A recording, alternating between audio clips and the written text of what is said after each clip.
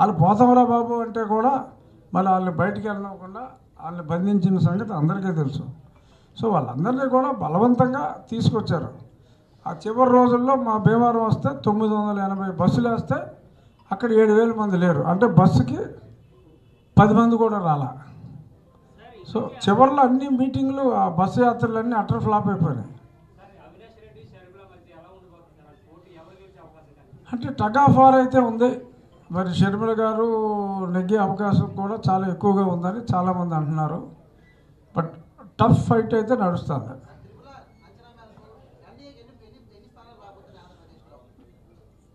దురదృష్టం మమ్మల్ని వెంటాడితే 125, అదృష్టం వెంటాడితే 150 దాడుతుంది.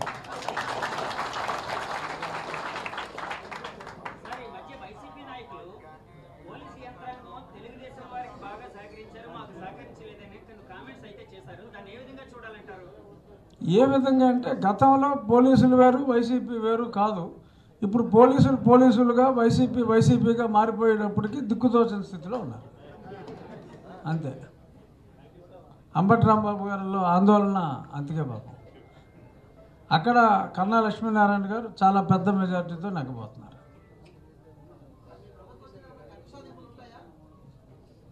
కక్ష సాధింపులు చేసే వ్యక్తి నాకు తెలిసి చంద్రబాబు నాయుడు గారు కాదు. కానీ చట్ట ప్రకారం శిక్షలు అయితే అమలు చేయాలనేది ప్రజల కోరిక. అదే చట్ట ప్రకారం అంటే జగన్మోహన్ రెడ్డి అంతా ఇల్లీగల్. తీసుకెళ్తాడు, లేకపోతే చంపుతాడు, లేకపోతే కొడతాడు, ఏవో చేస్తాడు. బట్ చట్ట ప్రకారం వాళ్ళు చేసిన తప్పులకి ఏమేమి శిక్షలు ఉన్నాయో అవి తప్పకుండా లోకేష్ గారు ఉపేక్ష ఉండదు డెఫినెట్గా.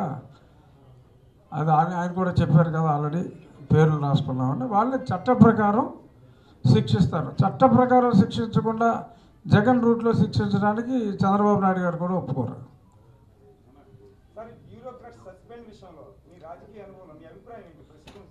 ఎవరు సస్పెన్షన్?